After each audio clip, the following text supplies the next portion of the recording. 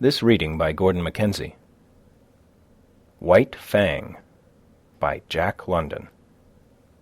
Part 3, Chapter 1, The Makers of Fire. The cub came upon it suddenly. It was his own fault. He had been careless. He had left the cave and run down to the stream to drink. It might have been that he took no notice because he was heavy with sleep. He had been out all night on the meat trail and had but just then awakened. And his carelessness might have been due to the familiarity of the trail to the pool. He had traveled it often, and nothing had ever happened on it. He went down past the blasted pine, crossed the open space, and trotted in among the trees.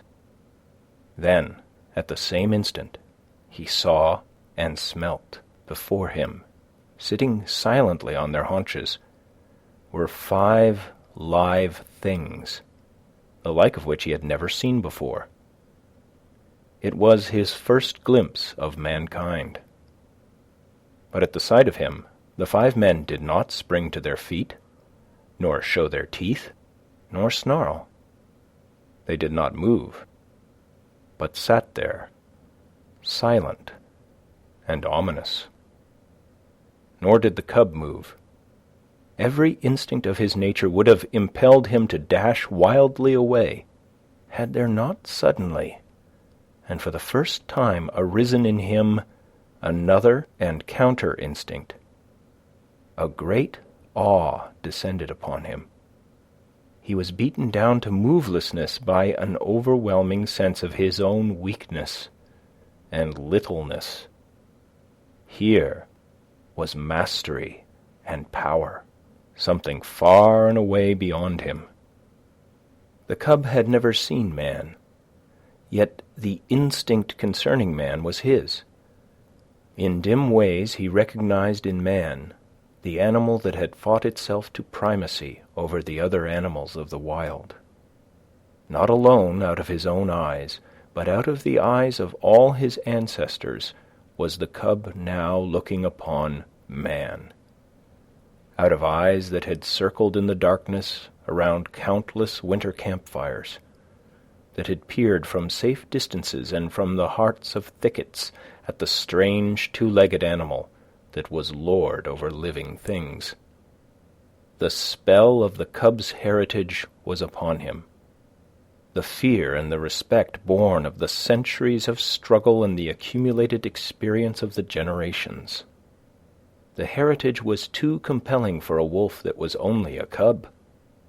Had he been full-grown, he would have run away. As it was, he cowered down in a paralysis of fear, already half proffering the submission that his kind had proffered from the first time a wolf came in to sit by man's fire and be made warm. One of the Indians arose and walked over to him and stooped above him. The cub cowered closer to the ground. It was the unknown, objectified at last, in concrete flesh and blood, bending over him and reaching down to seize hold of him. His hair bristled involuntarily, his lips writhed back, and his little fangs were bared. The hand, poised like doom above him, hesitated, and the man spoke, laughing. "Wabam wabiska ipita," which in English means, "Look, the white fangs." The other Indians laughed loudly and urged the man on to pick up the cub. As the hand descended closer and closer, there raged within the cub a battle of the instincts. He experienced 2 great impulsions, to yield and to fight. The resulting action was a compromise. He did both. He yielded till the hand almost touched him. Then he fought, his teeth flashing in a snap that sank them into the hand, The next moment he received a clout alongside the head that knocked him over on his side. Then all fight fled out of him. His puppyhood and the instinct of submission took charge of him. He sat up on his haunches and ki-yied. But the man whose hand he had bitten was angry. The cub received a clout on the other side of his head, whereupon he sat up and ki-yied louder than ever. The 4 Indians laughed more loudly, while even the man who had been bitten began to laugh. They surrounded the cub and laughed at him, while he wailed out his terror and his hurt. In the midst of it, he heard something. The Indians heard it too, but the cub knew what it was, and with a last long wail that had in it more of triumph than grief, he ceased his noise and waited for the coming of his mother, of his ferocious and indomitable mother, who fought and killed all things and was never afraid. She was snarling as she ran. She had heard the cry of her cub and was dashing to save him.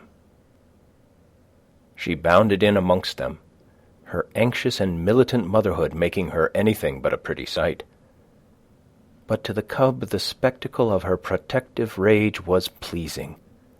He uttered a glad little cry and bounded to meet her, while the man-animals went back hastily several steps. The she-wolf stood over against her cub, facing the men, with bristling hair, a snarl rumbling deep in her throat. Her face was distorted and malignant with menace, even the bridge of the nose wrinkling from the tip to eyes, so prodigious was her snarl. Then it was that a cry went up from one of the men. "Kish!" was what he uttered. It was an exclamation of surprise. The cub felt his mother wilting at the sound. "Kish!" the man cried again, this time with the sharpness of authority. And then the cub saw his mother, the she-wolf, the fearless one, crouching down till her belly touched the ground, whimpering, wagging her tail, making peace signs. The cub could not understand. He was appalled. The awe of man rushed over him again. His instinct had been true. His mother verified it. She, too, rendered submission to the man-animals. The man who had spoken came over to her. He put his hand upon her head, and she only crouched closer. She did not snap, nor threaten to snap. The other men came up and surrounded her, and felt her, and pawed her, with actions she made no attempt to resent. They were greatly excited, and made many noises with their mouths. These noises were not indication of danger, the cub decided, as he crouched near his mother, still bristling from time to time, but doing his best to submit. "It is not strange," an Indian was saying. "Her father was a wolf. It is true, her mother was a dog. But did not my brother tie her out in the woods all of 3 nights in the mating season? Therefore was the father of Kish a wolf. It is a year, Grey Beaver, since she ran away," spoke a second Indian. "It is not strange, Salmon Tongue," Grey Beaver answered. "It was the time of the famine, and there was no meat for the dogs." "She has lived with the wolves," said a third Indian. "So it would seem, Three Eagles," Grey Beaver answered, laying his hand on the cub. "And this be the sign of it." The cub snarled a little at the touch of the hand, and the hand flew back to administer a clout, whereupon the cub covered its fangs and sank down submissively, while the hand, returning, rubbed behind his ears and up and down his back. "This be the sign of it," Grey Beaver went on. "It is plain that his mother is Kish, but his father was a wolf. Wherefore is there in him little dog and much wolf? His fangs be white, and White Fang shall be his name. I have spoken. He is my dog, for was not Kish my brother's dog, and is not my brother dead?" The cub, who had thus received a name in the world, lay and watched. For a time the man-animals continued to make their mouth noises. Then Grey Beaver took a knife from a sheath that hung around his neck, and went into the thicket and cut a stick. White Fang watched him. He notched the stick at each end, and in the notches fastened strings of rawhide. One string he tied around the throat of Kish. Then he led her to a small pine, around which he tied the other string. White Fang followed and lay down beside her. Salmon Tongue's hand reached out to him and rolled him over on his back. Kish looked on anxiously. White Fang felt fear mounting in him again. He could not quite suppress a snarl, but he made no offer to snap. The hand, with fingers crooked and spread apart, rubbed his stomach in a playful way and rolled him from side to side. It was ridiculous and ungainly, lying there on his back with legs sprawling in the air.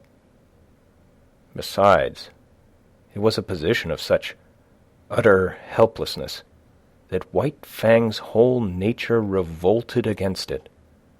He could do nothing to defend himself. If this man-animal intended harm, White Fang knew that he could not escape it. How could he spring away with his 4 legs in the air above him?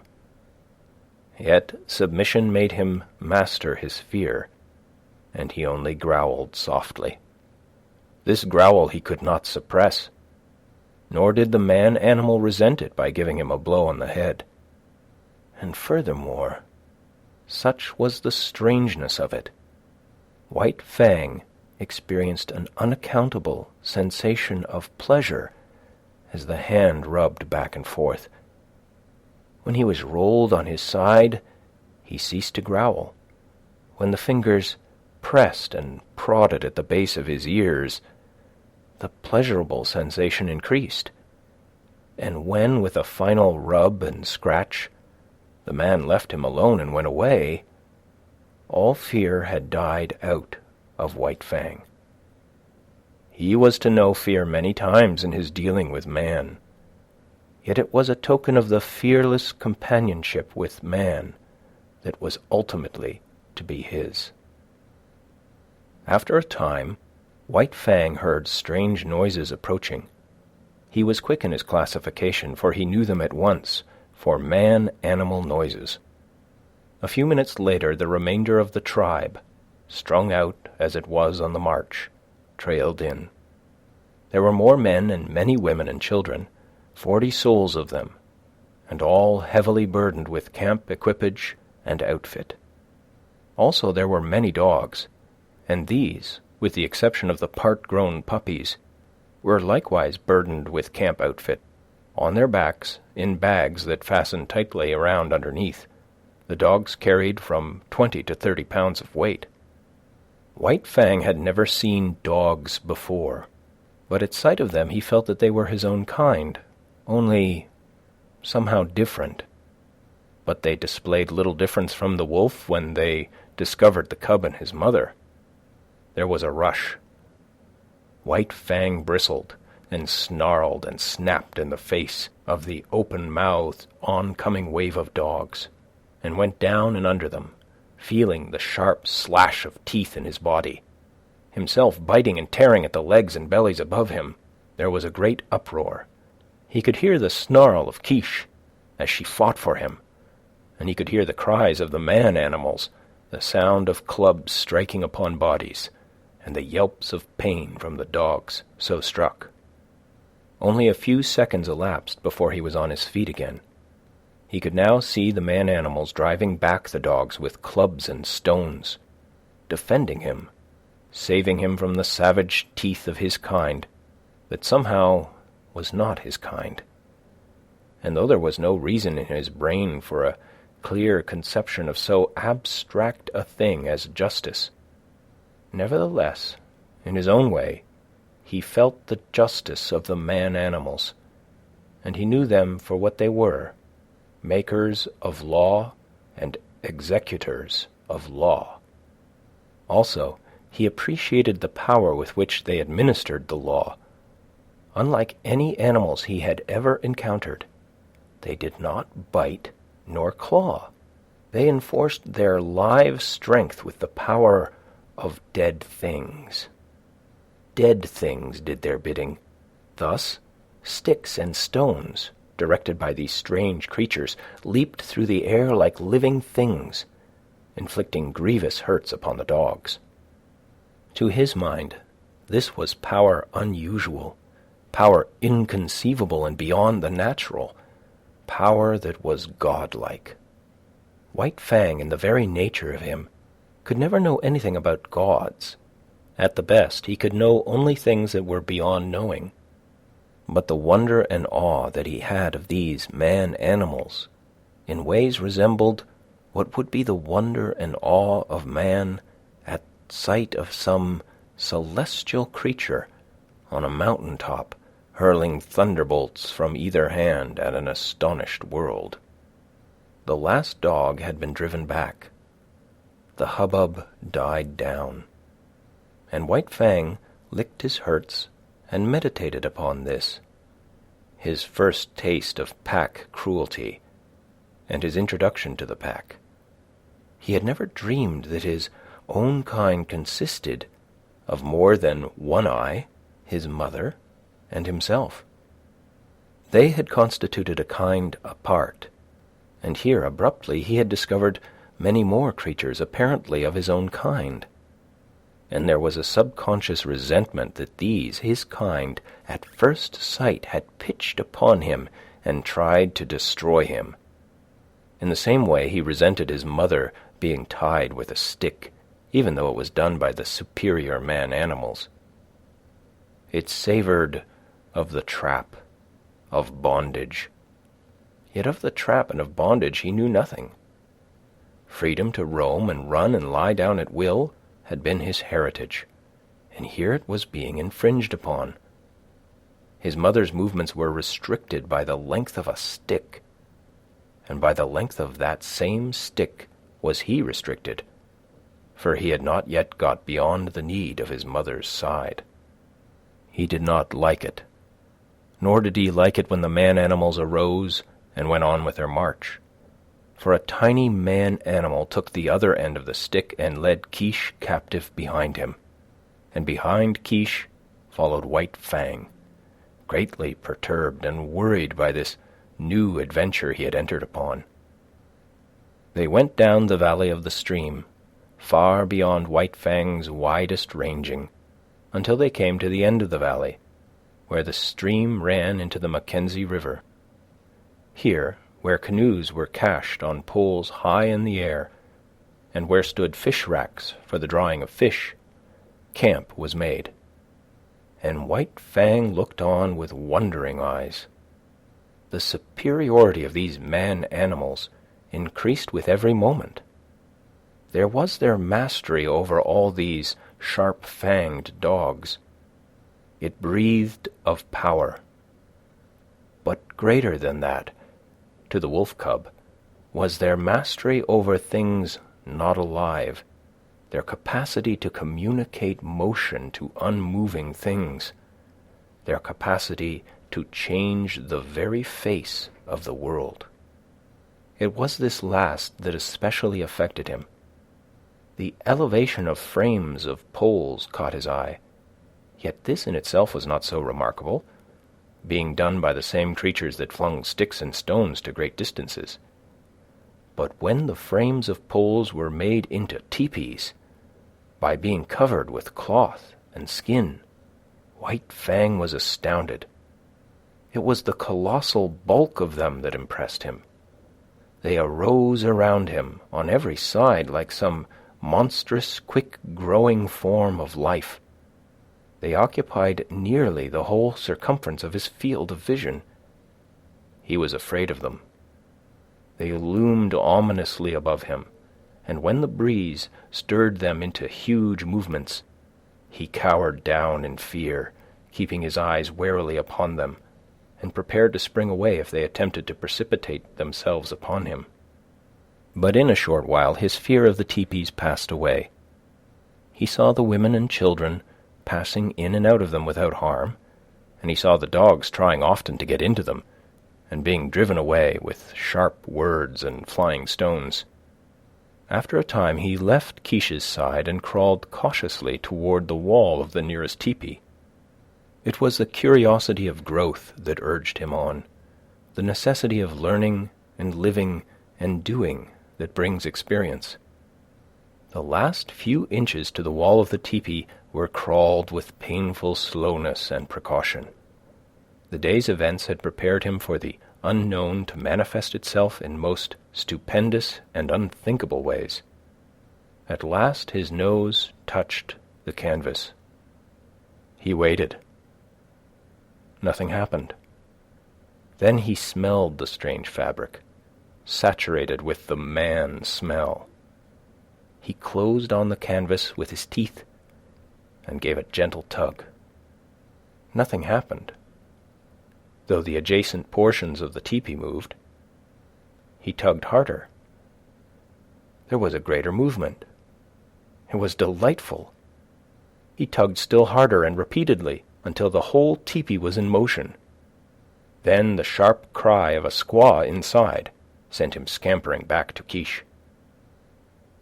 But after that he was afraid no more of the looming bulks of the teepees. A moment later he was straying away again from his mother. Her stick was tied to a peg in the ground, and she could not follow him. A part-grown puppy, somewhat larger and older than he, came toward him slowly, with ostentatious and belligerent importance. The puppy's name, as White Fang was afterward to hear him called, was Lip Lip. He had had experience in puppy fights, and was already something of a bully. Lip Lip was White Fang's own kind, and being only a puppy, did not seem dangerous, so White Fang prepared to meet him in a friendly spirit. But when the stranger's walk became stiff-legged, and his lips lifted clear of his teeth, White Fang stiffened too, and answered with lifted lips. They half circled about each other tentatively, snarling and bristling. This lasted several minutes, and White Fang was beginning to enjoy it, as a sort of a game. But suddenly, with remarkable swiftness, Lip Lip leaped in, delivered a slashing snap, and leaped away again. The snap had taken effect on the shoulder that had been hurt by the lynx, and that was still sore deep down near the bone. The surprise and hurt of it brought a yelp out of White Fang. But the next moment, in a rush of anger, he was upon Lip Lip and snapping viciously. But Lip Lip had lived his life in camp and had fought many puppy fights. 3 times, 4 times, and half a dozen times his sharp little teeth scored on the newcomer, until White Fang, yelping shamelessly, fled to the protection of his mother.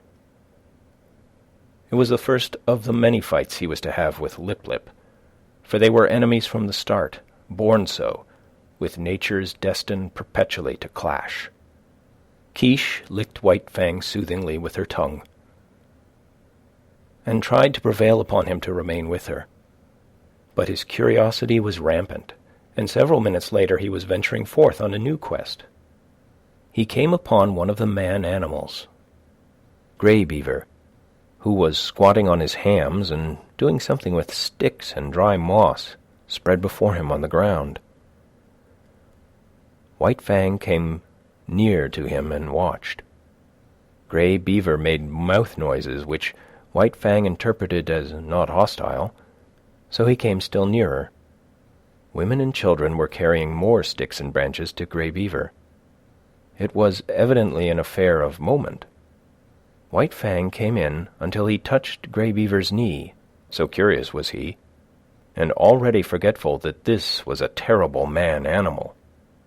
Suddenly, he saw a strange thing like mist beginning to arise from the sticks and moss beneath Gray Beaver's hands. Then amongst the sticks themselves appeared a live thing, twisting and turning, of a color like the color of the sun in the sky. White Fang knew nothing about fire. It drew him as the light in the mouth of the cave had drawn him in his early puppyhood. He crawled the several steps toward the flame. He heard Grey Beaver chuckle above him, and he knew the sound was not hostile. Then his nose touched the flame, and at the same instant his little tongue went out to it. For a moment he was paralyzed. The unknown lurking in the midst of the sticks and moss was savagely clutching him by the nose. He scrambled backward, bursting out in an astonished explosion of ki-yis. At the sound, Quiche leaped snarling to the end of her stick, and there raged terribly because she could not come to his aid. But Grey Beaver laughed loudly and slapped his thighs, and told the happening to all the rest of the camp, till everybody was laughing uproariously. But White Fang sat on his haunches and ki-yi'd and ki-yi'd, a forlorn and pitiable little figure in the midst of the man-animals. It was the worst hurt he had ever known. Both nose and tongue had been scorched by the live thing, sun-colored, that had grown up under Grey Beaver's hands. He cried and cried interminably, and every fresh wail was greeted by bursts of laughter on the part of the man-animals. He tried to soothe his nose with his tongue, but the tongue was burnt too, and the two hurts coming together produced greater hurt, whereupon he cried more hopelessly and helplessly than ever. And then shame came to him. He knew laughter and the meaning of it. It is not given us to know how some animals know laughter and know when they are being laughed at, but it was this same way that White Fang knew it, and he felt shame that the man-animals should be laughing at him. He turned and fled away, not from the hurt of the fire, but from the laughter that sank even deeper and hurt in the spirit of him. And he fled to Quiche, raging at the end of her stick like an animal gone mad. To Quiche, the one creature in the world who was not laughing at him. Twilight drew down and night came on, and White Fang lay by his mother's side. His nose and tongue still hurt, but he was perplexed by a greater trouble. He was homesick. He felt a vacancy in him, a need for the hush and quietude of the stream and the cave in the cliff. Life had become too populous. There were so many of the man-animals, men, women, and children, all making noises and irritations. And there were the dogs, ever squabbling and bickering, bursting into uproars and creating confusions. The restful loneliness of the only life he had known was gone. Here, the very air was palpitant with life. It hummed and buzzed unceasingly, continually changing its intensity and abruptly variant in pitch. It impinged on his nerves and senses, made him nervous and restless, and worried him with a perpetual imminence of happening. He watched the man-animals coming and going and moving about the camp, in fashion distantly resembling the way men look upon the gods they create. So looked White Fang upon the man-animals before him. They were superior creatures, of a verity, gods. To his dim comprehension, they were as much wonder-workers as gods are to men. They were creatures of mastery, possessing all manner of unknown and impossible potencies, overlords of the alive and the not alive, making obey that which moved, imparting movement to that which did not move, and making life, sun-colored and biting life, to grow out of dead moss and wood. They were fire makers. They were gods. End of Part 3, Chapter 1.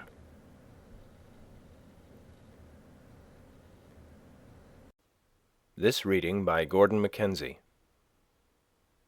White Fang by Jack London. Part 3, Chapter 2.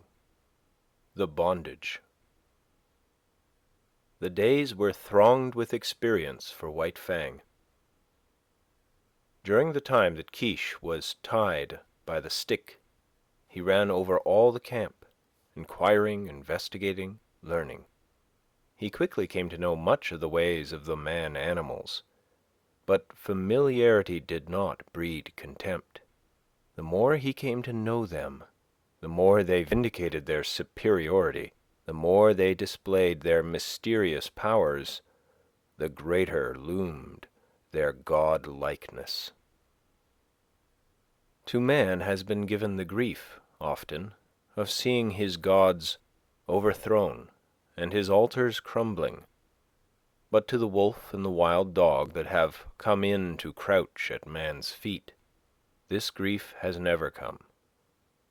Unlike man, whose gods are of the unseen and the overguessed, vapors and mists of fancy, eluding the garmenture of reality, wandering wraiths of desired goodness and power, intangible outcroppings of self into the realm of spirit. Unlike man, the wolf and the wild dog that have come into the fire find their gods in the living flesh, solid to the touch, occupying earth space and requiring time for the accomplishment of their ends and their existence. No effort of faith is necessary to believe in such a God. No effort of will can possibly induce disbelief in such a God. There is no getting away from it. There it stands, on its two hind legs, club in hand, immensely potential, passionate and wrathful and loving. God and mystery and power, all wrapped up and around by flesh that bleeds when it is torn and that is good to eat, like any flesh. And so it was with White Fang. The man-animals were gods, unmistakable, unescapable. As his mother, Quiche, had rendered her allegiance to them at the first cry of her name, so he was beginning to render his allegiance. He gave them the trail as a privilege indubitably theirs. When they walked, he got out of their way. When they called, he came. When they threatened, he cowered down. When they commanded him to go, he went away hurriedly. For behind any wish of theirs was power to enforce that wish, power that hurt, power that expressed itself in clouts and clubs, in flying stones and stinging lashes of whips. He belonged to them as all dogs belonged to them. His actions were theirs to command. His body was theirs to maul, to stamp upon, to tolerate. Such was the lesson that was quickly borne in upon him. It came hard, going as it did counter to much that was strong and dominant in his own nature. And, while he disliked it in the learning of it, unknown to himself, he was learning to like it. It was a placing of his destiny in another's hands, a shifting of the responsibilities of existence. This in itself was compensation, for it is always easier to lean upon another than to stand alone. But it did not all happen in a day, this giving over of himself, body and soul, to the man-animals. He could not immediately forego his wild heritage and his memories of the wild. There were days when he crept to the edge of the forest and stood listening to something calling him far and away. And always he returned, restless and uncomfortable, to whimper softly and wistfully at Kiche's side, and to lick her face with eager, questioning tongue. White Fang learned rapidly the ways of the camp. He knew the injustice and greediness of the older dogs, when meat or fish was thrown out to be eaten.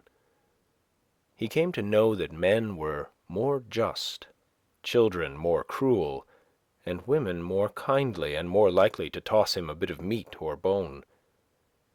And after 2 or 3 painful adventures with the mothers of part-grown puppies, he came into the knowledge that it was always good policy to let such mothers alone, to keep away from them as far as possible, and to avoid them when he saw them coming. But the bane of his life was Lip Lip. Larger, older, and stronger, Lip Lip had selected White Fang for his special object of persecution. White Fang fought willingly enough, but he was outclassed. His enemy was too big. Lip Lip became a nightmare to him. Whenever he ventured away from his mother, the bully was sure to appear, trailing at his heels, snarling at him, picking upon him, and watchful of an opportunity, when no man-animal was near, to spring upon him and force a fight. As Lip Lip invariably won, he enjoyed it hugely. It became his chief delight in life, as it became White Fang's chief torment. But the effect upon White Fang was not to cow him. Though he suffered most of the damage and was always defeated, his spirit remained unsubdued. Yet a bad effect was produced. He became malignant and morose.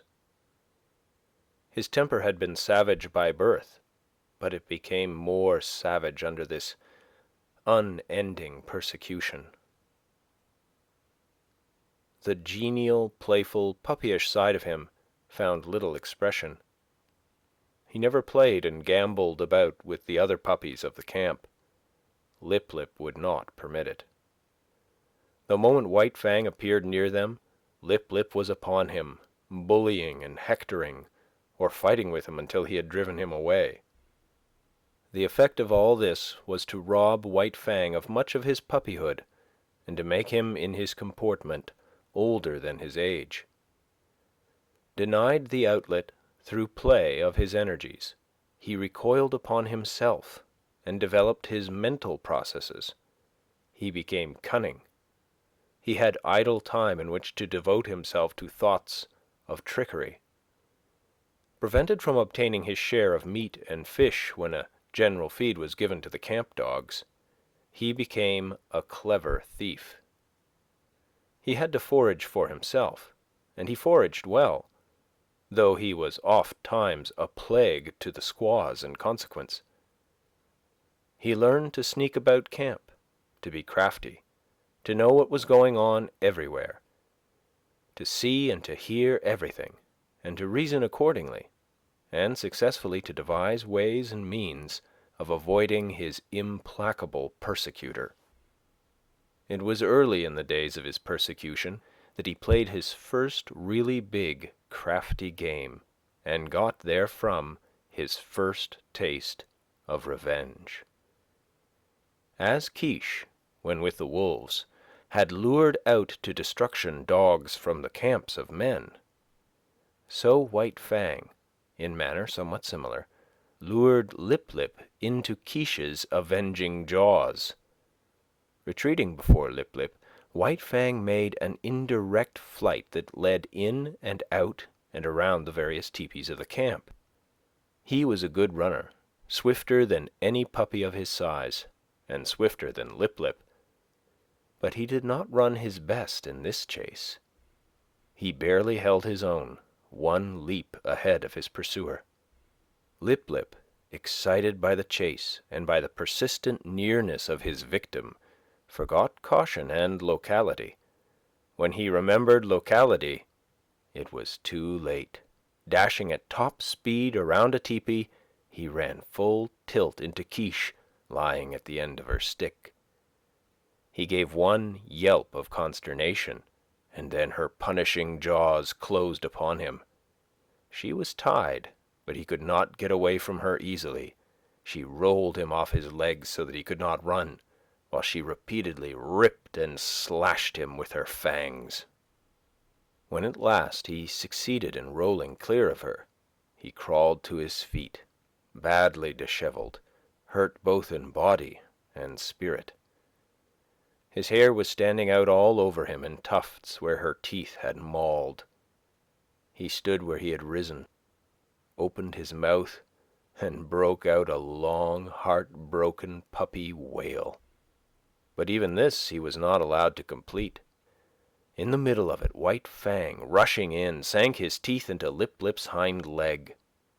There was no fight left in Lip Lip, and he ran away shamelessly, his victim hot on his heels and worrying him all the way back to his own tepee. Here the squaws came to his aid, and White Fang, transformed into a raging demon, was finally driven off only by a fusillade of stones. Came the day when Grey Beaver, deciding that the liability of her running away was past, released Quiche. White Fang was delighted with his mother's freedom. He accompanied her joyfully about the camp, and so long as he remained close by her side, Lip Lip kept a respectful distance. White Fang even bristled up to him and walked stiff-legged, but Lip Lip ignored the challenge. He was no fool himself, and whatever vengeance he desired to wreak, he could wait until he caught White Fang alone. Later on that day, Quiche and White Fang strayed into the edge of the woods next to the camp. He had led his mother there step by step, and now when she stopped, he tried to inveigle her further. The stream, the lair, and the quiet woods were calling to him, and he wanted her to come. He ran on a few steps, stopped, and looked back. She had not moved. He whined pleadingly and scurried playfully in and out of the underbrush. He ran back to her, licked her face, and ran on again. And still she did not move. He stopped and regarded her, all of an intentness and eagerness physically expressed that slowly faded out of him as she turned her head and gazed back at the camp. There was something calling to him out there in the open. His mother heard it, too, but she heard also that other and louder call, the call of the fire and of man, the call which has been given alone of all animals to the wolf to answer, to the wolf and the wild dog, who are brothers. Quiche turned and slowly trotted back toward camp. Stronger than the physical restraint of the stick was the clutch of the camp upon her. Unseen and occultly, the gods still gripped with their power and would not let go. White Fang sat down in the shadow of a birch and whimpered softly. There was a strong smell of pine, and subtle wood fragrances filled the air, reminding him of his old life of freedom before the days of his bondage.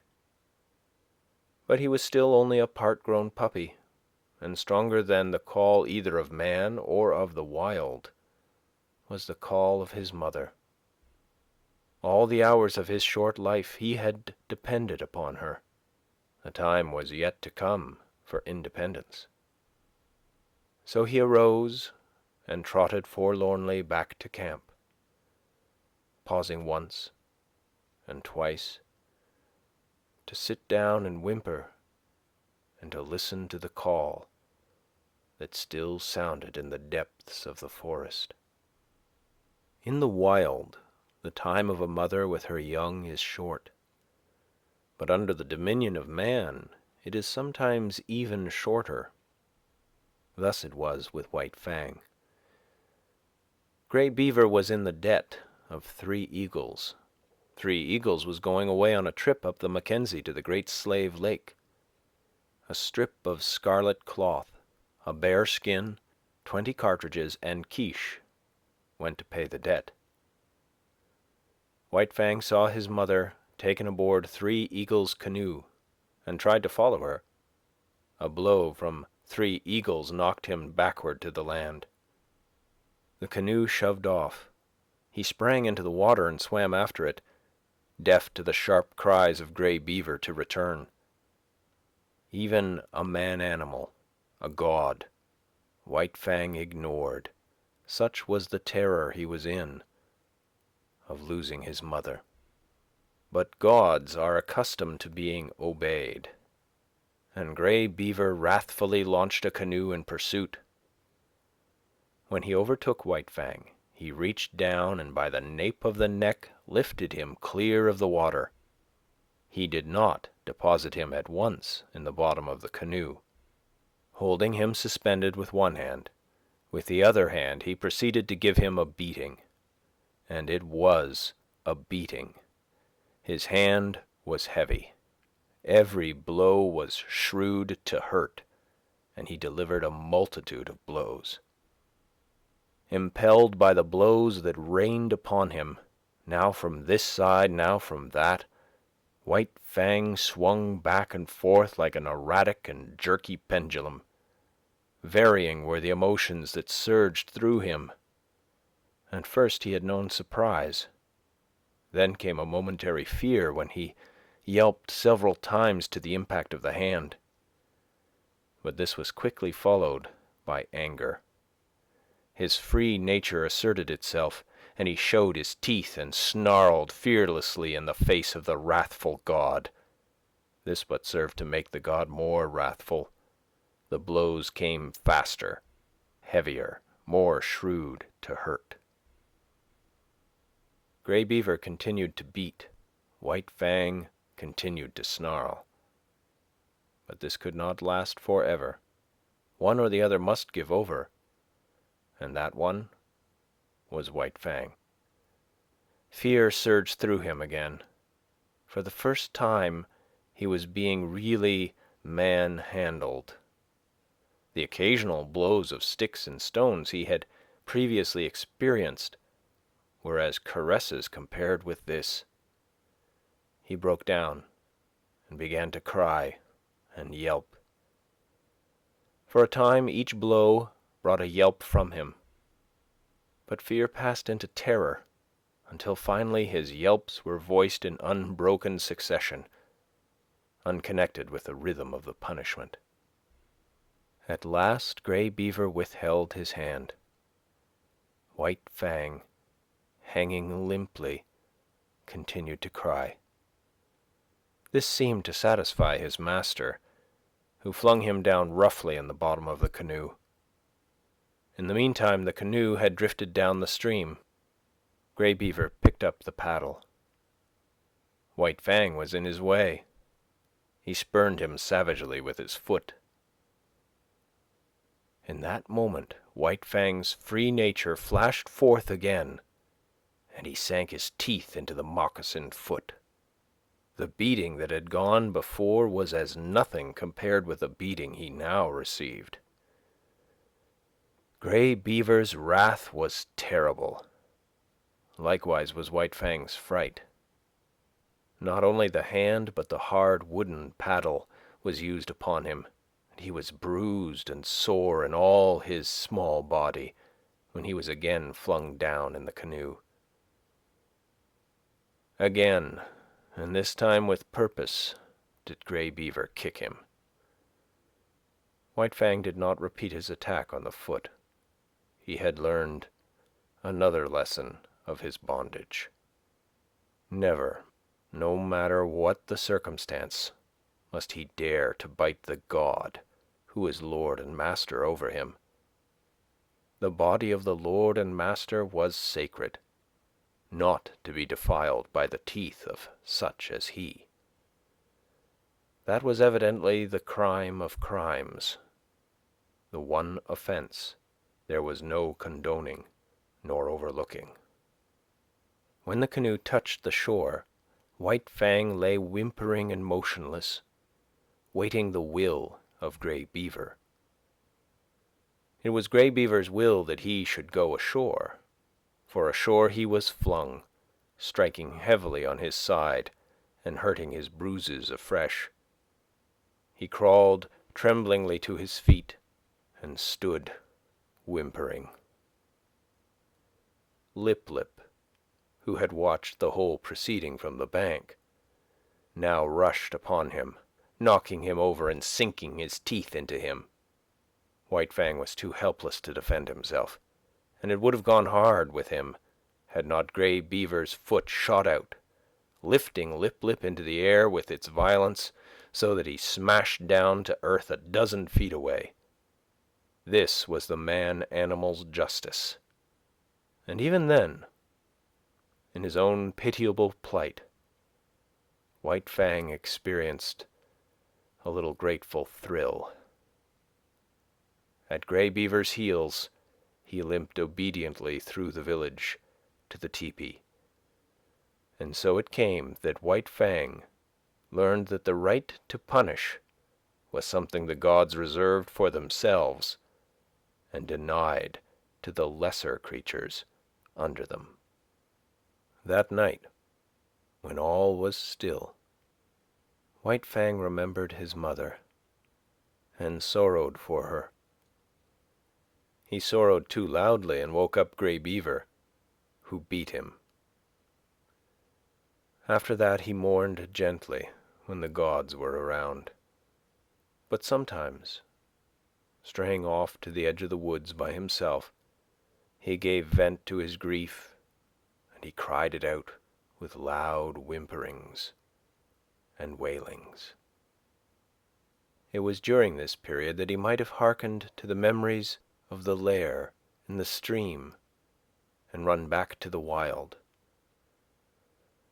But the memory of his mother held him. As the hunting man-animals went out and came back, so she would come back to the village sometime. So he remained in his bondage waiting for her. But it was not altogether an unhappy bondage. There was much to interest him. Something was always happening. There was no end to the strange things these gods did, and he was always curious to see. Besides, he was learning how to get along with Grey Beaver. Obedience, rigid, undeviating obedience, was what was exacted of him. And in return, he escaped beatings, and his existence was tolerated. Nay, Grey Beaver himself sometimes tossed him a piece of meat, and defended him against the other dogs and the eating of it. And such a piece of meat was of value. It was worth more, in some strange way, than 12 pieces of meat from the hand of a squaw. Grey Beaver never petted nor caressed. Perhaps it was the weight of his hand, perhaps his justice, perhaps the sheer power of him, and perhaps it was all these things that influenced White Fang. For a certain tie of attachment was forming between him and his surly lord. Insidiously, and by remote ways, as well as by the power of stick and stone and clout of hand, were the shackles of White Fang's bondage being riveted upon him. The qualities in his kind that in the beginning made it possible for them to come in to the fires of men were qualities capable of development. They were developing in him, and the camp life replete with misery as it was secretly endearing itself to him all the time. But White Fang was unaware of it. He knew only grief for the loss of Kiche, hope for her return, and a hungry yearning for the free life that had been his. End of Chapter 2 of Part 3.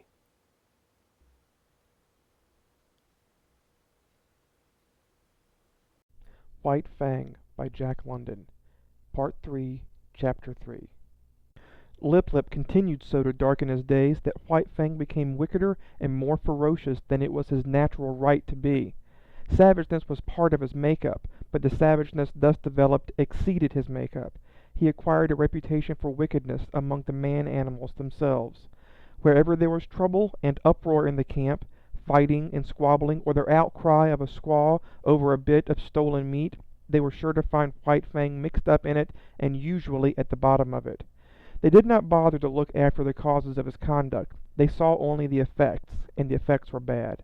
He was a sneak and a thief, a mischief-maker, a fomenter of trouble, and irate squaws told him to his face, all the while he eyed them alert and ready to dodge any quick-flung missile, that he was a wolf and worthless and bound to come to an evil end.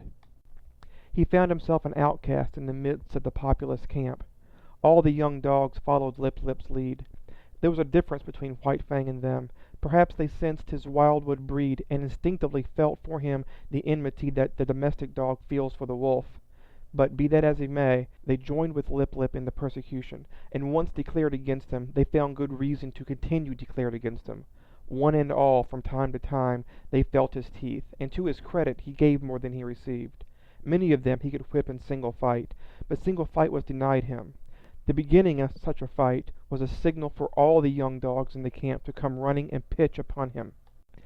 Out of this pack persecution he learned two important things: how to take care of himself in a mass fight against him, and how, on a single dog, to inflict the greatest amount of damage in the briefest space of time. To keep one's feet in the midst of a hostile mass meant life, and this he learnt well. He became cat-like in his ability to stay on his feet.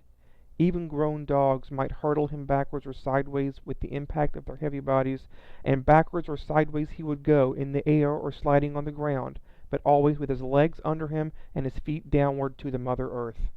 When dogs fight, there are usually preliminaries to the actual combat, snarlings and bristlings and stiff-legged struttings, but White Fang learned to omit these preliminaries. Delay meant the coming against him of all the young dogs. He must do his work quickly and get away, so he learnt to give no warning of his intention. He rushed in and snapped and slashed on the instant without notice, before his foe could prepare to meet him. Thus he learned how to inflict quick and severe damage. Also, he learned the value of surprise. A dog taken off its guard, its shoulder slashed open, or its ear ripped in ribbons before it knew what was happening, was a dog half-whipped. Furthermore, it was remarkably easy to overthrow a dog taken by surprise, while a dog thus overthrown invariably exposed for a moment the soft underside of its neck, the vulnerable point at which to strike for its life. White Fang knew this point. It was a knowledge bequeathed to him directly from the hunting generation of wolves. So it was that White Fang's method when he took the offensive was, first, to find a young dog alone, second, to surprise it and knock it off its feet, and third, to drive in with his teeth at the soft throat. Being but partly grown, his jaws had not yet become large enough nor strong enough to make his throat attack deadly, but many a young dog went around camp with a lacerated throat in token of White Fang's intention. And one day, catching one of his enemies alone on the edge of the woods, he managed, by repeatedly overthrowing him and attacking the throat, to cut the great vein and let out the life. There was a great row that night. He had been observed. The news had been carried to the dead dog's master, the squaws remembered all the instances of stolen meat, and Gray Beaver was beset by angry voices. But he resolutely held the door of his tepee, inside which he had placed the culprit, and refused to permit the vengeance for which his tribespeople clamored. White Fang became hated by man and dog. During this period of his development, he never knew a moment's security. The tooth of every dog was against him, the hand of every man. He was greeted with snarls by his kind, with curses and stones by his gods. He lived tensely. He was always keyed up, alert for attack, wary of being attacked, with an eye for sudden and unexpected missiles, prepared to act precipitately and coolly, to leap in with a flash of teeth or leap away with a menacing snarl. As for snarling, he could snarl more terribly than any dog, young or old, in the camp. The intent of the snarl is to warn or frighten, and judgment is required to know when it should be used. White Fang knew how to make it and when to make it. Into his snarl he incorporated all that was vicious, malignant, and horrible. With nose serrated by continuous spasms, hair bristling in recurrent waves, tongue whipping out like a red snake and whipping back again, ears flattened down, eyes gleaming hatred, lips wrinkled back and fangs exposed and dripping, he could compel a pause in the part of almost any assailant. A temporary pause, when taken off his guard, gave him the vital moment in which to think and determine his actions. But often a pause so gained lengthened out until it evolved into a complete cessation from the attack, and before more than one of the grown dogs, White Fang's snarl enabled him to beat an honorable retreat. An outcast himself from the pack of the part-grown dogs, his sanguinary methods and remarkable efficiency made the pack pay for its persecution of him. Not permitted himself to run with the pack, the curious state of affairs obtained that no member of the pack could run outside the pack. White Fang wouldn't permit it. What of his bushwhacking and waylaying tactics, the young dogs were afraid to run by themselves. With the exception of Lip Lip, they were compelled to hunch together for mutual protection against the terrible enemy they had made. A puppy alone by the river bank meant a puppy dead, or a puppy that aroused the camp with its shrill pain and terror as it fled back from the wolf cub that had waylaid it. But White Fang's reprisals did not cease, even when the young dogs had learned thoroughly they must stay together. He attacked them when they were alone, and they attacked him when they were bunched. The sight of him was sufficient to start them rushing after him, at which times his swiftness usually carried him to safety. But woe the dog that outran his fellows in such pursuit. White Fang had learned to turn suddenly upon the pursuer that was ahead of the pack and thoroughly rip him up before the pack could arrive. This occurred with great frequency, for, once in full cry, the dogs were prone to forget themselves in the excitement of the chase, while White Fang never forgot himself. Stealing backward glances as he ran, he was always ready to whirl around and down the overzealous pursuer that outran his fellows. Young dogs are bound to play, and out of the exigencies of the situation, they realized their play in this mimic warfare. Thus it was that the hunt of White Fang became their chief game, a deadly game, withal and at all times a serious game. He, on the other hand, being fastest-footed, was unafraid to venture anywhere. During that period he waited vainly for his mother to come back. He led the pack many a wild chase through the adjacent woods. But the pack invariably lost him.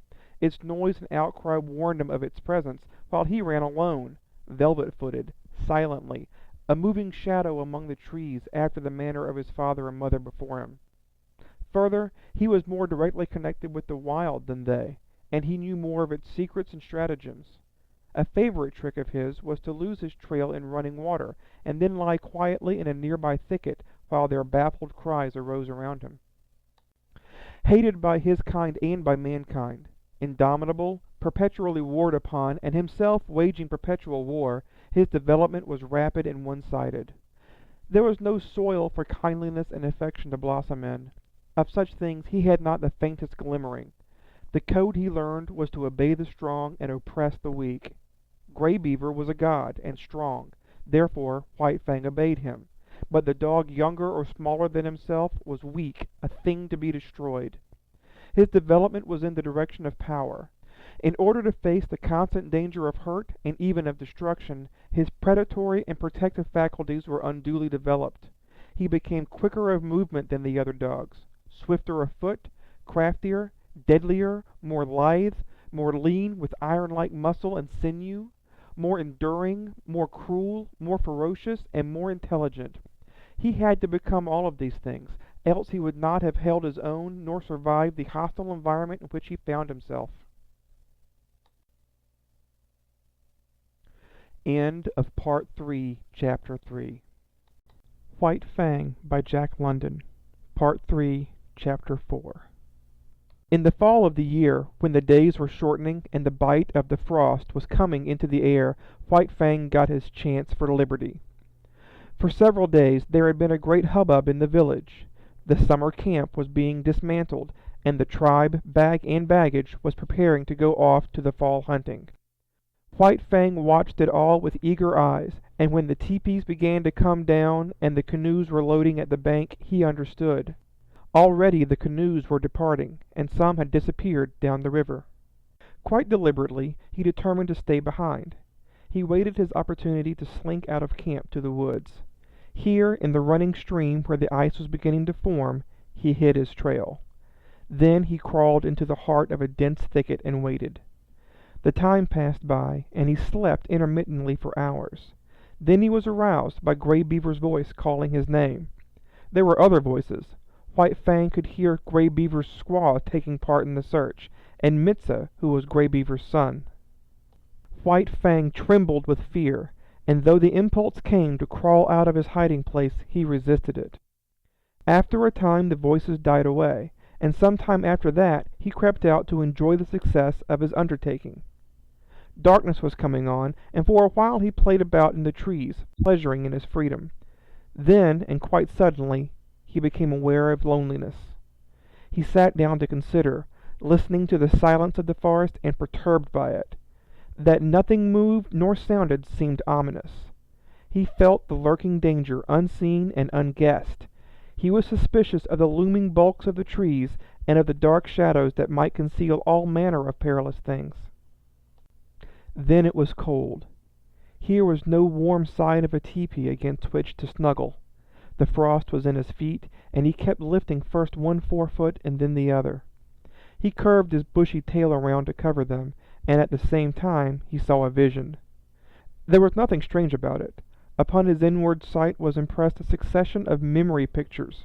He saw the camp again, the teepees, the blaze of fires. He heard the shrill voices of the women, the gruff basses of the men, and the snarling of the dogs. He was hungry, and he remembered the pieces of meat and fish that had been thrown him. Here was no meat, nothing but a threatening and inedible silence. His bondage had softened him. Irresponsibility had weakened him. He had forgotten how to shift for himself. The night yawned about him. His senses, accustomed to the hum and bustle of the camp, used to the continuous impact of sights and sounds, were now left idle. There was nothing to do, nothing to see nor hear. They strained to catch some interruption of the silence and immobility of nature. They were appalled by inaction and by the feel of something terrible impending. He gave a great start of fright. A colossal and formless something was rushing across the field of his vision. It was a tree shadow, flung by the moon, from whose face the clouds had been brushed away. Reassured, he whimpered softly. Then he suppressed the whimper for fear that it might attract the attention of the lurking dangers. A tree, contracting in the cool of the night, made a loud noise. It was directly above him. He yelped in his fright. A panic seized him, and he ran madly toward the village. He knew an overpowering desire for the protection and companionship of man. In his nostrils was the smell of the camp smoke. In his ears the camp sounds and cries were ringing loud. He passed out of the forest and into the moonlit open, where were no shadows nor darkness. But no village greeted his eyes. He had forgotten. The village had gone away. His wild flight ceased abruptly. There was no place to which to flee. He slunk forlornly through the deserted camp, smelling the rubbish heaps and the discarded rags and tags of the gods. He would have been glad for the rattle of stones about him flung by an angry squaw, glad for the hand of Gray Beaver descending upon him in wrath, while he would have welcomed with delight Lip Lip and the whole snarling, cowardly pack. He came to where Gray Beaver's tepee had stood. In the center of the space it had occupied, he sat down. He pointed his nose at the moon. His throat was afflicted by rigid spasms. His mouth opened, and in a heart-broken cry bubbled up his loneliness and fear, his grief for Kitch, all his past sorrows and miseries, as well as his apprehension of sufferings and dangers to come. It was the long wolf howl, full-throated and mournful, the first howl he had ever uttered. The coming of daylight dispelled his fears, but increased his loneliness. The naked earth, which so shortly before had been so populous, thrust his loneliness more forcibly upon him. It did not take him long to make up his mind. He plunged into the forest and followed the river bank down the stream. All day he ran. He did not rest. He seemed made to run on forever. His iron-like body ignored fatigue, and even after fatigue came, his heritage of endurance braced him to endlessly endeavor and enabled him to drive his complaining body onward. Where the river swung in against the precipitous bluffs, he climbed the high mountains behind. Rivers and streams that entered the main river he forded or swam. Often he took to the rim ice that was beginning to form, and more than once he crashed through and struggled for life in the icy current. Always he was on the lookout for the trail of the gods where it might leave the river and proceed inland. White Fang was intelligent beyond the average of his kind, yet his mental vision was not wide enough to embrace the other bank of the Mackenzie. What if the trail of the gods led out on that side? It never entered his head. Later on, when he'd traveled more and grown older and wiser and come to know more of the trails and rivers, it might be that he could grasp and apprehend such a possibility. But that mental power was yet in the future. Just now he ran blindly, his own bank of the Mackenzie alone entering into his calculations. All night he ran, blundering in the darkness into mishaps and obstacles that delayed but did not daunt. By the middle of the second day he had been running continuously for 30 hours, and the iron of his flesh was giving out. It was the endurance of his mind that kept him going. He had not eaten for 40 hours, and he was weak with hunger. The repeated drenchings in the icy water had likewise had their effect on him. His handsome coat was draggled, the broad pads of his feet were bruised and bleeding. He had begun to limp, and this limp increased with the hours. To make it worse, the light of the sky was obscured, and snow began to fall.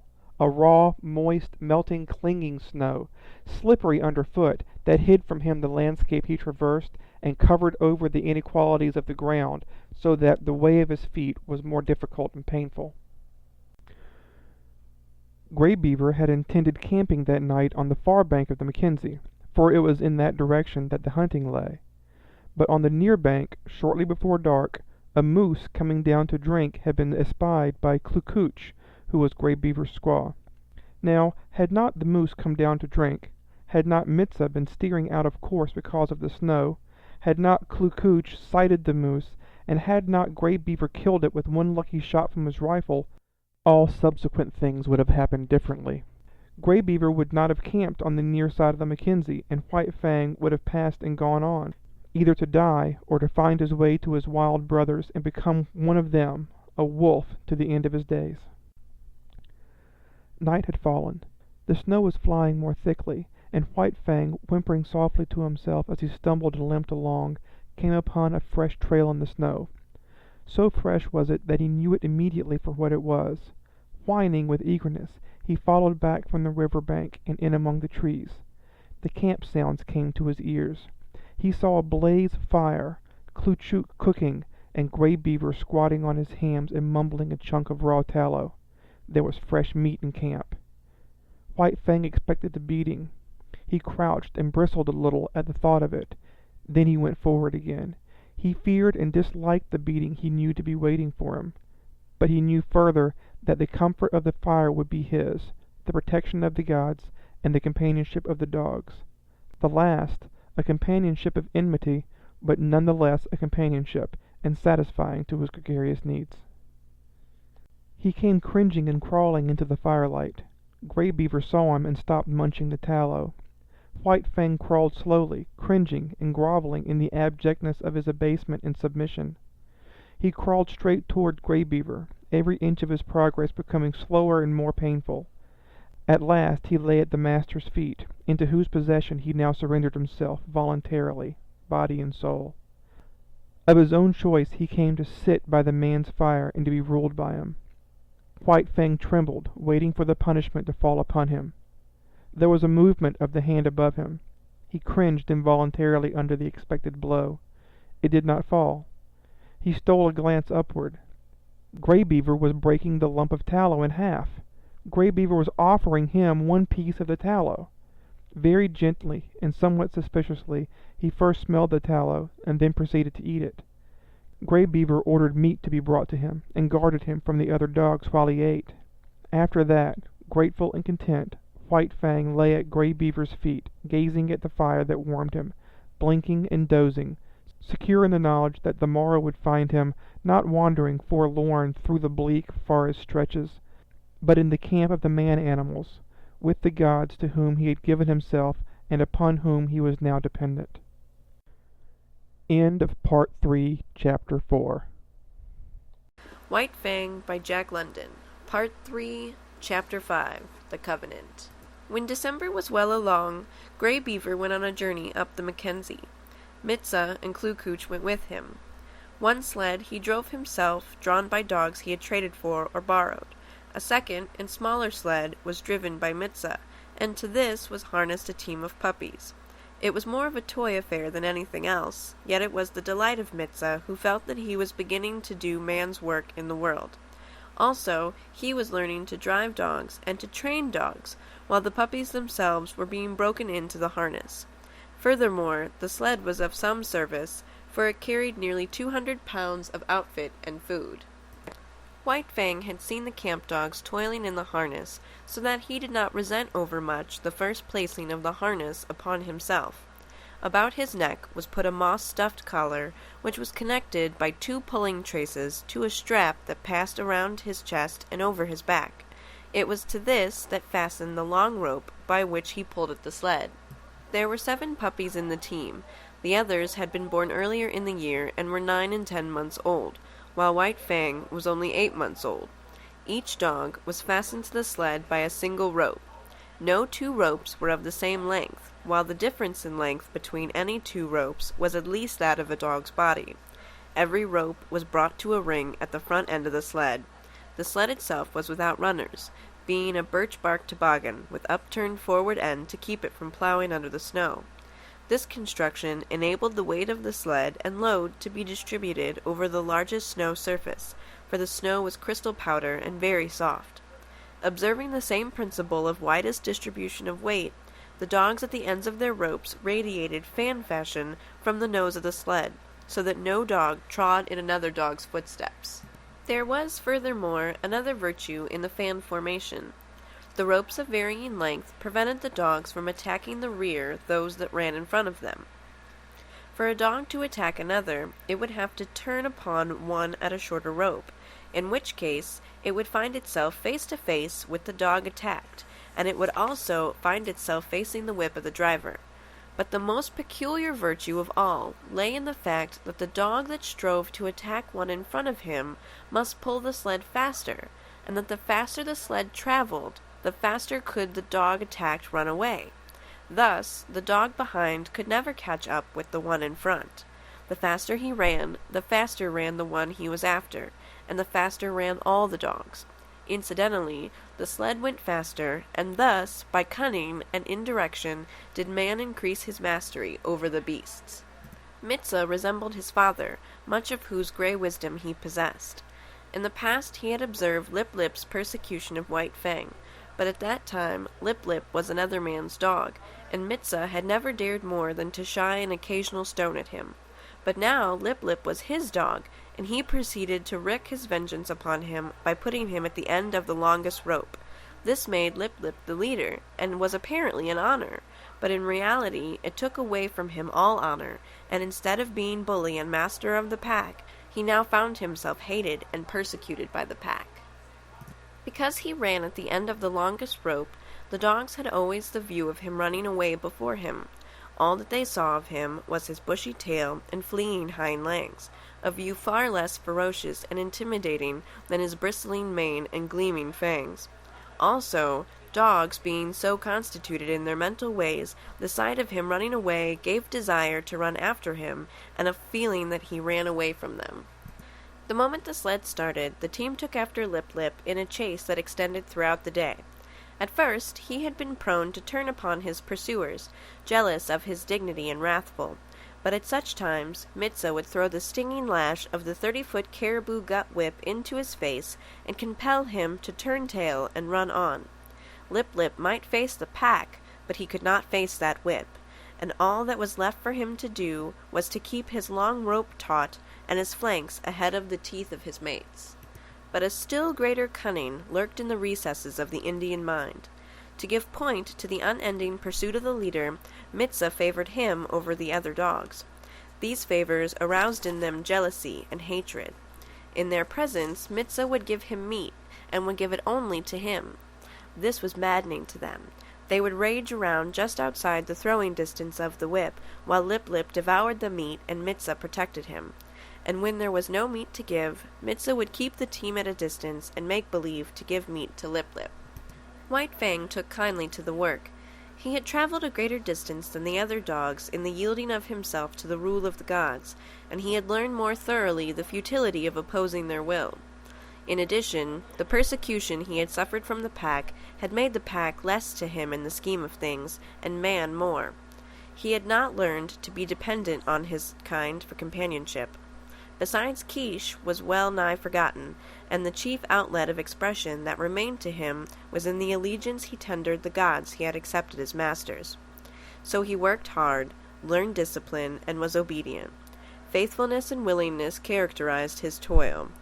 These are essential traits of the wolf and the wild dog when they have become domesticated, and these traits White Fang possessed in unusual measure.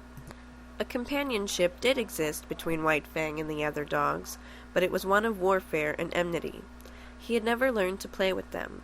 He knew only how to fight, and fight with them he did, returning to them 100-fold the snaps and slashes they had given him in the days when Lip Lip was leader of the pack. But Lip Lip was no longer leader, except when he fled away before his mates at the end of his rope, the sled bounding along behind. In camp, he kept close to Mitza, or Gray Beaver, or Clue-Cooch. He did not dare venture away from the gods, for now the fangs of all dogs were against him, and he tasted to the dregs the persecution that had been White Fang's. With the overthrow of Lip Lip, White Fang could have become leader of the pack, but he was too morose and solitary for that. He merely thrashed his teammates. Otherwise, he ignored them. They got out of his way when he came along, nor did the boldest of them ever dare to rob him of his meat. On the contrary, they devoured their own meat hurriedly, for fear that he would take it away from them. White Fang knew the law well, to oppress the weak and obey the strong. He ate his share of meat as rapidly as he could, and then woe the dog that had not yet finished. A snarl and a flash of fangs, and that dog would wail his indignation to the uncomforting stars, while White Fang finished his portion for him. Every little while, however, one dog or another would flame up in revolt and be promptly subdued. Thus White Fang was kept in training. He was jealous of the isolation in which he kept himself in the midst of the pack, and he fought often to maintain it. But such fights were of brief duration, for he was too quick for the others. They were slashed open and bleeding before they knew what had happened, and were whipped almost before they had begun to fight. As rigid as the sled discipline of the gods was the discipline maintained by White Fang amongst his fellows. He never allowed them any latitude. He compelled them to an unremitting respect for him. They might do as they pleased amongst themselves. That was of no concern of his. But it was his concern that they leave him alone in his isolation, get out of his way when he elected to walk among them, and at all times acknowledge his mastery over them. A hint of stiff-leggedness on their part, a lifted lip, or a bristle of hair, and he would be upon them, merciless and cruel, swiftly convincing them of the error of their way. He was a monstrous tyrant. His mastery was rigid as steel. He oppressed the weak with a vengeance. Not for nothing had he been exposed to the pitiless struggles for life in the day of his cubhood, when his mother and he, alone and unaided, held their own and survived in the ferocious environment of the wild. And not for nothing had he learned to walk softly when superior strength went by. He oppressed the weak, but he respected the strong. And in the course of the long journey with Gray Beaver, he walked softly indeed amongst the full-grown dogs in the camps of the strange man-animals they encountered. The months passed by. Still continued the journey of Gray Beaver. White Fang's strength was developed by the long hours on trail and the steady toil at the sled, and it would have seemed that his mental development was well nigh complete. He had come to know quite thoroughly the world in which he lived. His outlook was bleak and materialistic. The world as he saw it was a fierce and brutal world, a world without warmth, a world in which caresses and affection and the bright sweetness of the spirit did not exist. He had no affection for Grey Beaver. True, he was a god, but a most savage god. White Fang was glad to acknowledge his lordship, but it was a lordship based upon superior intelligence and brute strength. There was something in the fiber of White Fang's being that made his lordship a thing to be desired, else he would not have come back from the wild when he did to tender his allegiance. There were deeps in his nature which had never been sounded. A kind word, a caressing touch of the hand on the part of Grey Beaver might have sounded these deeps, but Grey Beaver did not caress, nor speak any kind words. It was not his way. His primacy was savage, and savagely he ruled, administering justice with a club, punishing transgression with the pain of a blow, and rewarding merit not by kindness, but by withholding a blow. So White Fang knew nothing of the heaven a man's hands might contain for him. Besides, he did not like the hands of the man-animals. He was suspicious of them. It was true that they sometimes gave meat, but more often they gave hurt. Hands were things to keep away from. They hurled stones, wielded sticks and clubs and whips, administered slaps and clouts, and when they touched him, were cunning to hurt with pinch and twist and wrench. In strange villages he had encountered the hands of children, and learned that they were cruel to hurt. Also, he had once nearly had an eye poked out by a toddling papoose. From these experiences he became suspicious of all children. He could not tolerate them. When they came near with their ominous hands, he got up. It was in the village at the great slave lake that in the course of resenting the evil of the hands of the man-animals, he came to modify the law that he had learned from Grey Beaver, namely, that the unpardonable crime was to bite one of the gods. In this village, after the custom of all dogs in all villages, White Fang went foraging for food. A boy was chopping frozen moose meat with an axe, and the chips were flying in the snow. White Fang, sliding by in quest of meat, stopped and began to eat the chips. He observed the boy lay down the axe and take up a stout club. White Fang sprang clear, just in time to escape the descending blow. The boy pursued him, and he, a stranger in the village, fled between two teepees to find himself cornered against a high earth bank. There was no escape for White Fang. The only way out was between two teepees, and this the boy guarded. Holding his club prepared to strike, he drew in on his cornered quarry. White Fang was furious. He faced the boy, bristling and snarling, his sense of justice outraged. He knew the law of forage. All the wastage of meat, such as the frozen chips, belonged to the dog that found it. He had done no wrong, broken no law, yet here was this boy preparing to give him a beating. White Fang scarcely knew what happened. He did it in a surge of rage, and he did it so quickly that the boy did not know either. All the boy knew was that he had in some unaccountable way been overturned into the snow, and that his club hand had been ripped wide open by White Fang's teeth. But White Fang knew that he had broken the law of the gods. He had driven his teeth into the sacred flesh of one of them, and could expect nothing but a most terrible punishment. He fled away to Grey Beaver, behind whose protecting legs he crouched when the bitten boy and the boy's family came, demanding vengeance. But they went away with vengeance unsatisfied. Grey Beaver defended White Fang. So did Mitza and Klukooch. White Fang, listening to the wordy war and watching the angry gestures, knew that his act was justified, and so it came that he learned that there were gods and gods. There were his gods, and there were other gods, and between them there was a difference. Justice or injustice, it was all the same. He must take all things from the hands of his own gods, but he was not compelled to take injustice from other gods.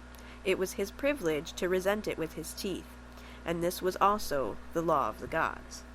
Before the day was out, White Fang was to learn more about this law. Mitza, alone, gathering firewood in the forest, encountered the boys that had been bitten. With him were other boys.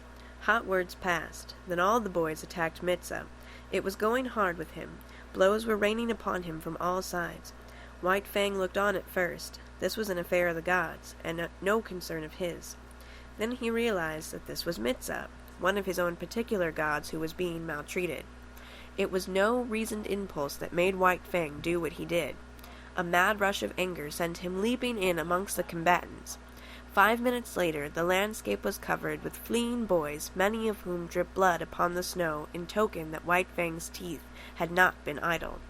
When Mitza told the story in camp, Grey Beaver ordered meat to be given to White Fang.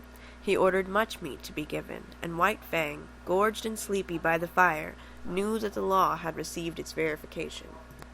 It was in line with these experiences that White Fang came to learn the law of property and the duty of the defense of property. From the protection of his god's body to the protection of his god's possessions was a step, and this step he made. What was his god's was to be defended against all the world, even to the extent of biting other gods. Not only was such an act sacrilegious in its nature, but it was fraught with peril. The gods were all powerful, and a dog was no match against them. Yet White Fang learned to face them, fiercely belligerent and unafraid. Duty rose above fear, and thieving gods learned to leave Grey Beaver's property alone. One thing in this connection White Fang quickly learnt, and that was that a thieving god was usually a cowardly god and prone to run away at the sounding of the alarm. Also, he learned that but brief time elapsed between his sounding of the alarm and Grey Beaver coming to his aid. He came to know that it was not fear of him that drove the thief away, but fear of Grey Beaver. White Fang did not give the alarm by barking. He never barked. His method was to drive straight at the intruder and to sink his teeth in if he could.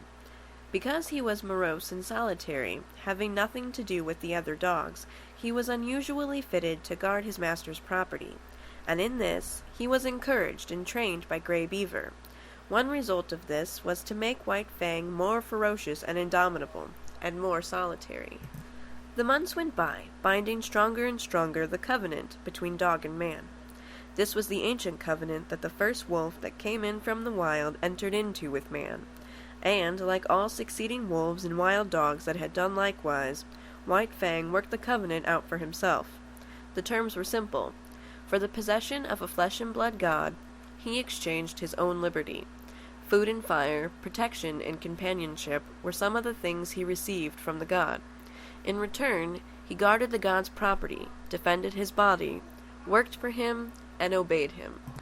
The possession of a god implies service. White Fang's was a service of duty and awe, but not of love.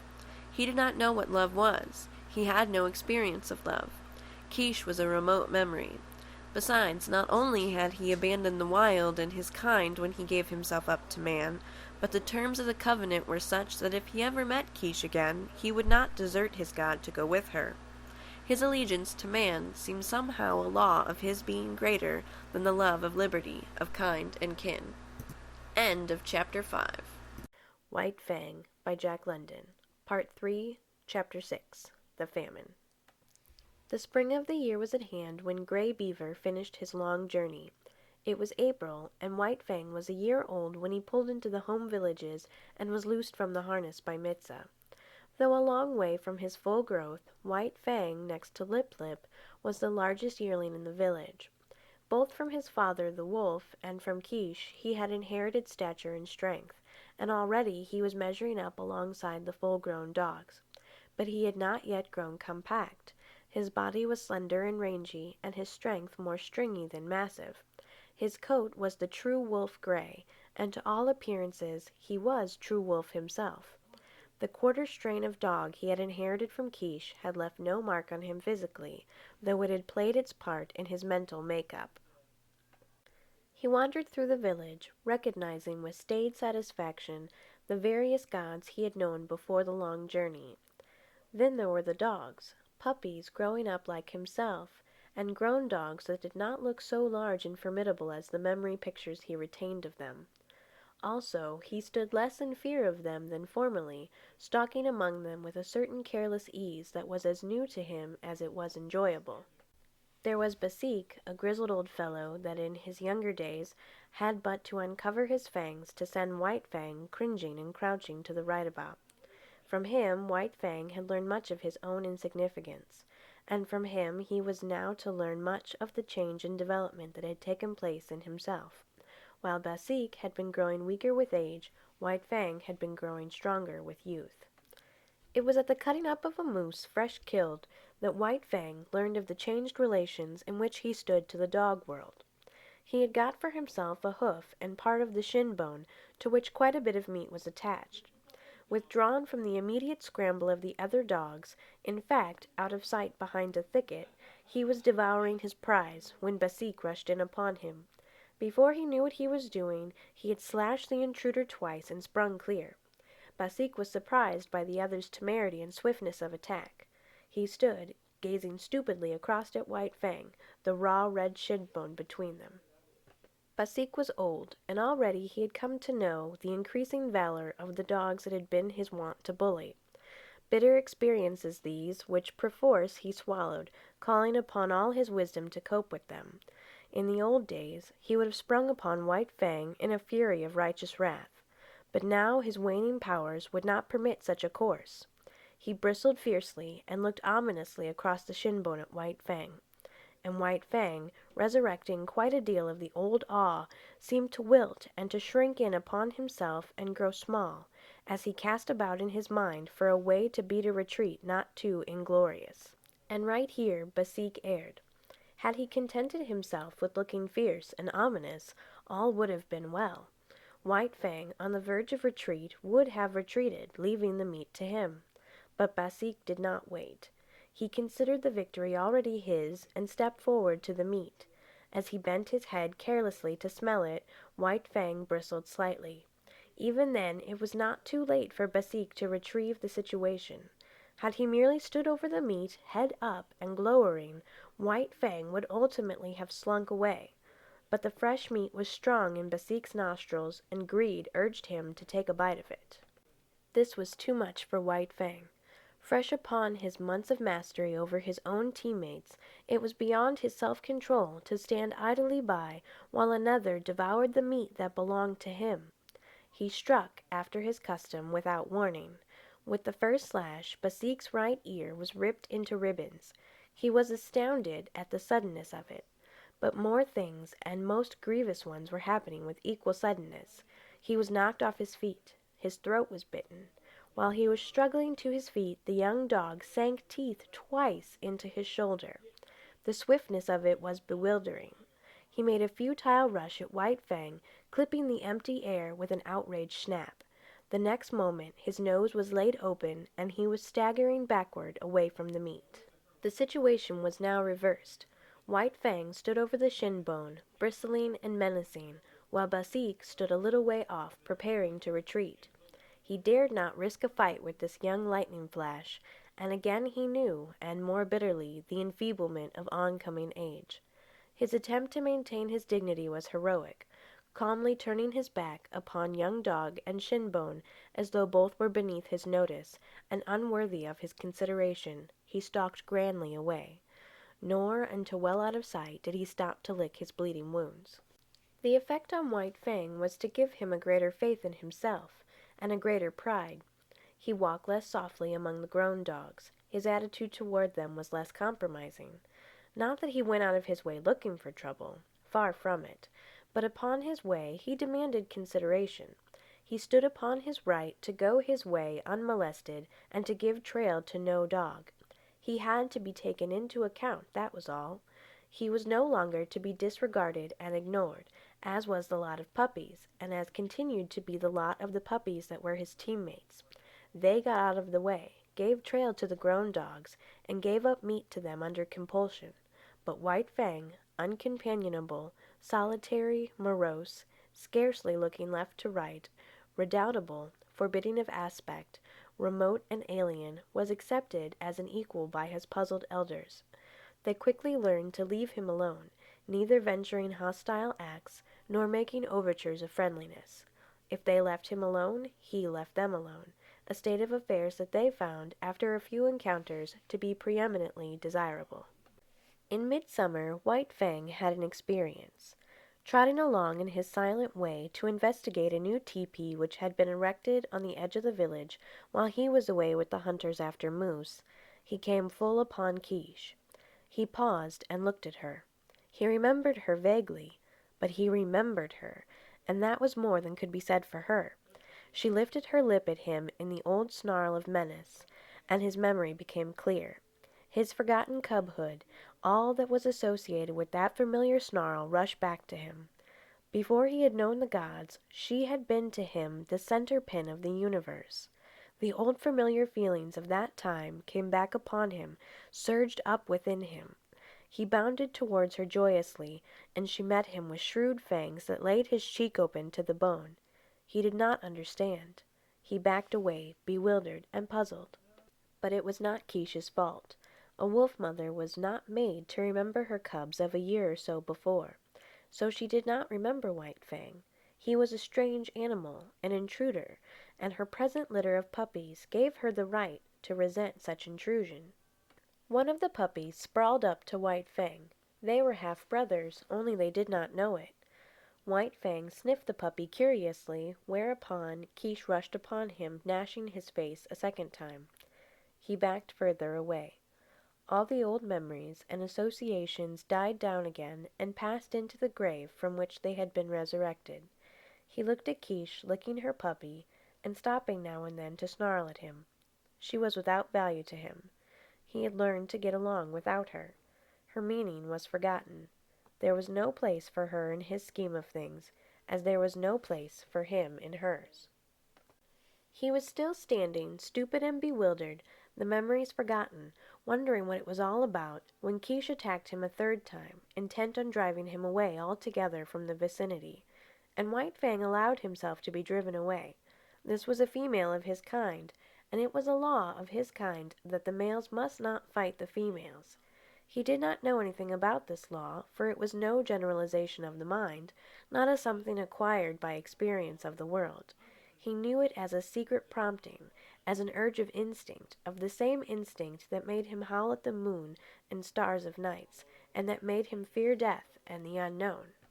The months went by. White Fang grew stronger, heavier, and more compact, while his character was developing along the lines laid down by his heredity and his environment. His heredity was a life stuff that may be likened to clay.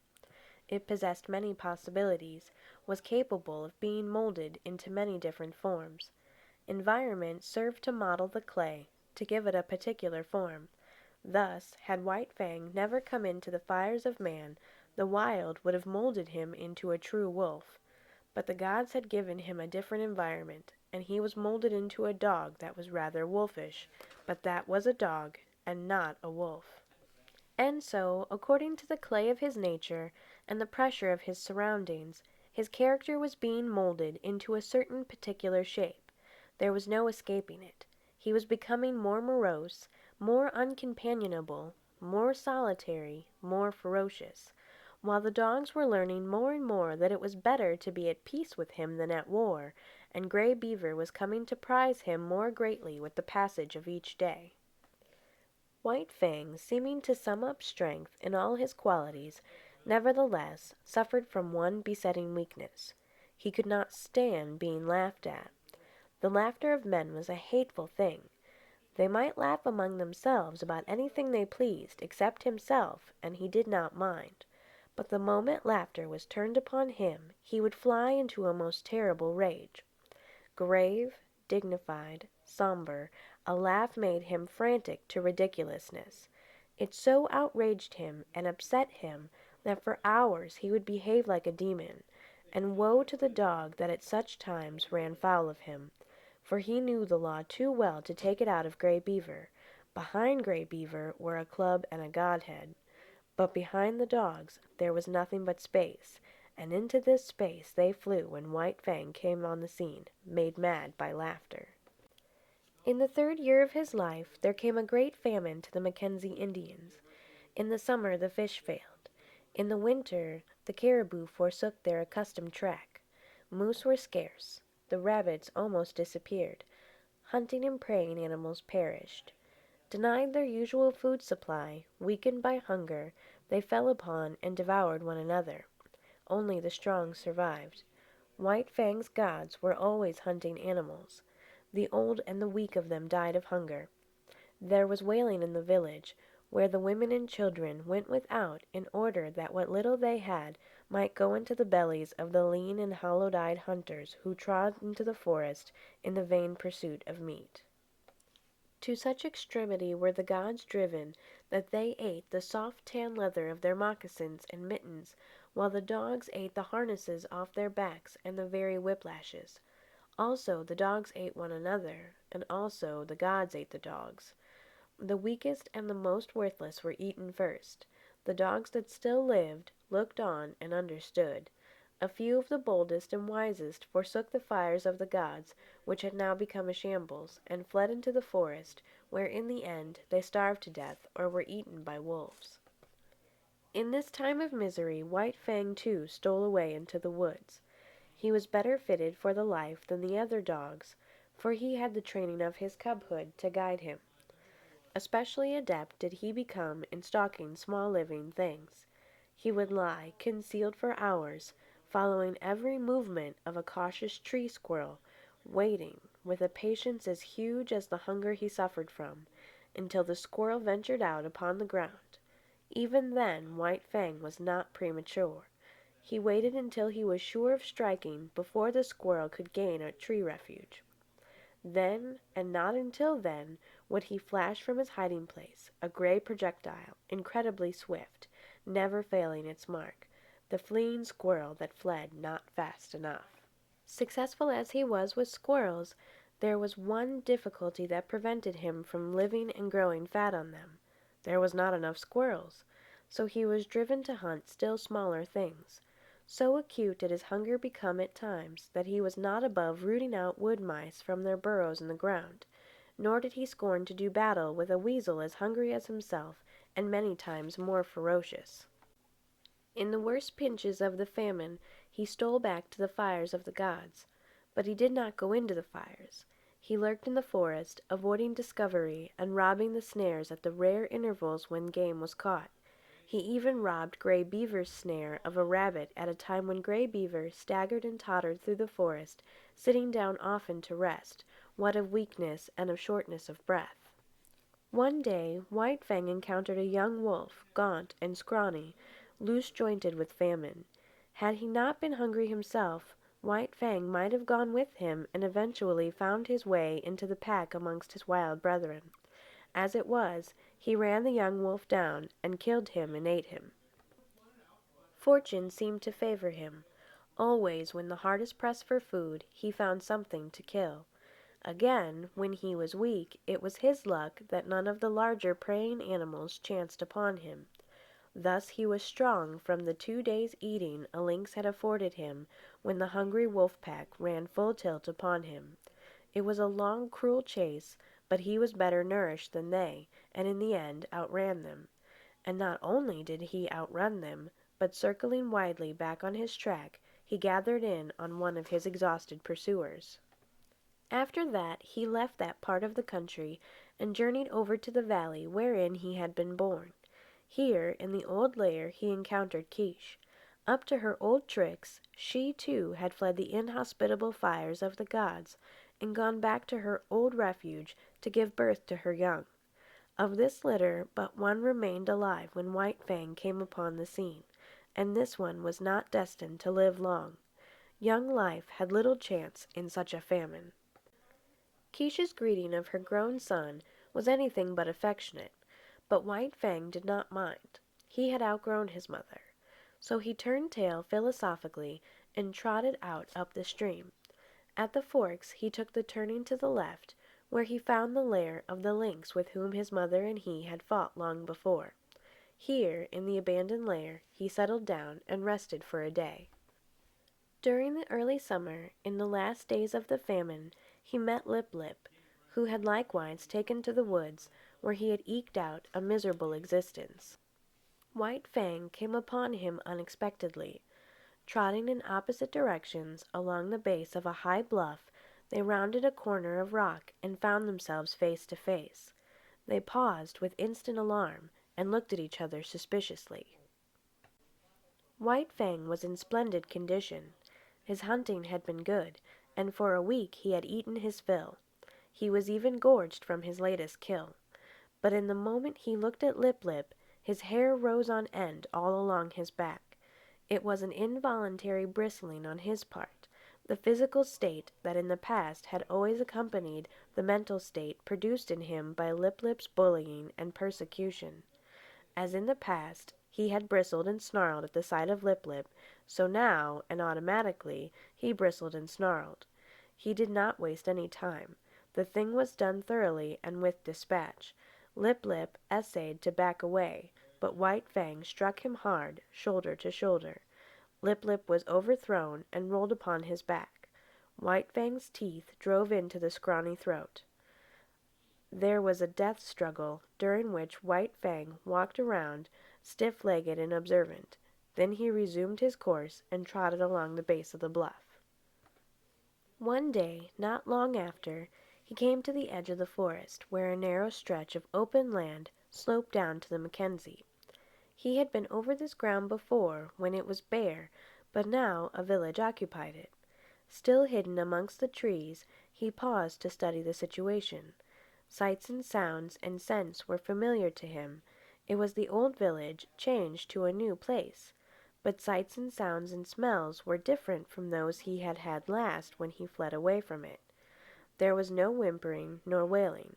Contented sounds saluted his ear, and when he heard the angry voice of a woman, he knew it to be the anger that proceeds from a full stomach.